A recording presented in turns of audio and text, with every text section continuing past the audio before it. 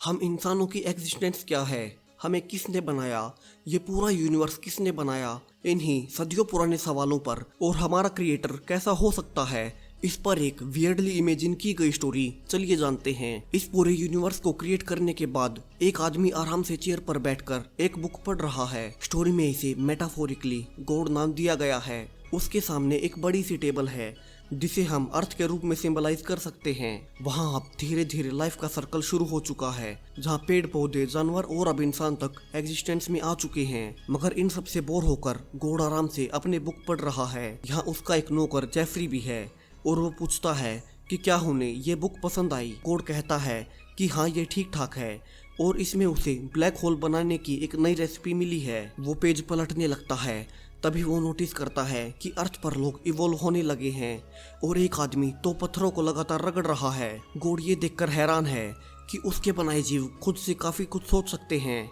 और तभी वो पाता है कि अब इंसानों ने आग का आविष्कार भी कर लिया है। गॉड को उनकी ये फ्री विल पसंद नहीं आती और वो अपने नौकर जेफरी से पूछता है कि उन्होंने इतनी जल्दी आग की खोज कैसे कर ली।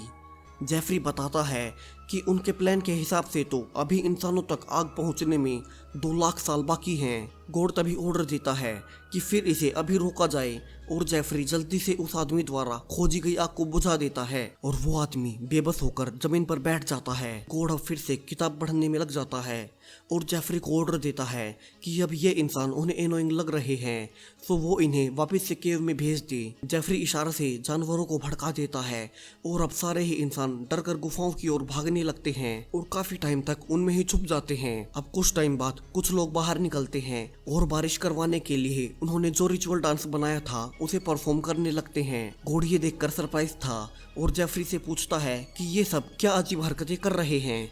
जेफरी बताता है कि अभी पृथ्वी पर सूखा पड़ रहा है और उन्होंने ये रिचुअल भगवान से बारिश को मांग करने के लिए खुद से ही बना लिया। गॉड हंसते हुए कहता है कि चलो कोई नहीं, अब थोड़ी बारिश करवा ही दो और बारिश के होते ही नीचे सारे ही इंसान खुशी से नाचने लगते हैं। गॉड उन्हें ऐसा करते देख हंस रहा था जैसे ये उसके लिए कोई खेल हो और वो थोड़ी और बारिश करने को कहता है। फिर वो बुक को वापस से उठा लेता है और जेफरी से कहता है कि ठीक है, अब पृथ्वी पर कोई बीमारी फैला दो, उसे काफी टाइम हो गया है ऐसा कुछ देखे। यहाँ जेफरी उसके कहे अनुसार प्लेग को लोगों में फैला देता है जिससे काफी सारे लोग तड़प तड़प कर मरने लगते हैं। गॉड उन्हें कुछ देर तक देखता है और फिर अपनी बुक में खो जाता है।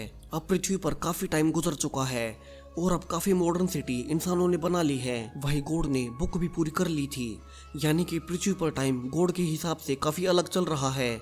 जहां गॉड के लिए सिर्फ कुछ घंटे बीते हैं, पृथ्वी पर लाखों साल गुजर चुके हैं। गॉड जेफरी से पूछता है कि इंसान अब काफी इवॉल्व हो चुके हैं, जो कि उन्होंने इतनी ऊंची ऊंची बिल्डिंग्स बना ली हैं। वो जेफरी से कहता है कि वो एक ऊंची सी बिल्डिंग में आग लगा दे, वो देखना चाहता है कि ये लोग क्या करते हैं। जेफरी ऐसा ही करता है और पृथ्वी पर लोगों में भगदड़ मच जाती है। गॉड के लिए ये एक खेल से ज्यादा कुछ नहीं था और वो इस केओस को एंजॉय कर रहा था। वो बिल्डिंग की छत पर फंसे लोगों की चीख पुकार सुनने लगता है, जहाँ चारों ओर एम्बुलेंसेज और पुलिस वहां आ रही थी। गॉड जेफरी से पूछता है कि ये छत पर फंसे लोग इस वक्त क्या सोच रहे होंगे। जेफरी कहता है कि अभी वे सब लोग अपनी फैमिलीज के बारे में सोच रहे हैं और सोच रहे हैं कि किसी तरह से वे जिंदा बचकर उनके पास जा पाएं। गॉड यहाँ से एक और एडवेंचर चाहता है और कहता है कि अब इसी सिचुएशन में एक बड़ा तूफान आ जाए तो कैसा रहेगा। वो इंसानों को कीड़े बुलाता है और कहता है कि वे इतने इवॉल्व हो चुके हैं मगर अब तक स्पेस में दूसरी यूनिवर्सिटीज को ढूंढ नहीं पाए, जो कि उसने पिछली रात ही मजाक मजाक में बना दिए थे। और अब गॉड उसी जल्दी हुई बिल्डिंग पर एक तूफान ले आता है जिससे अब छत पर फंसे सारे ही लोग मर जाते हैं और गॉड को ये सब काफी ही फनी लगता है।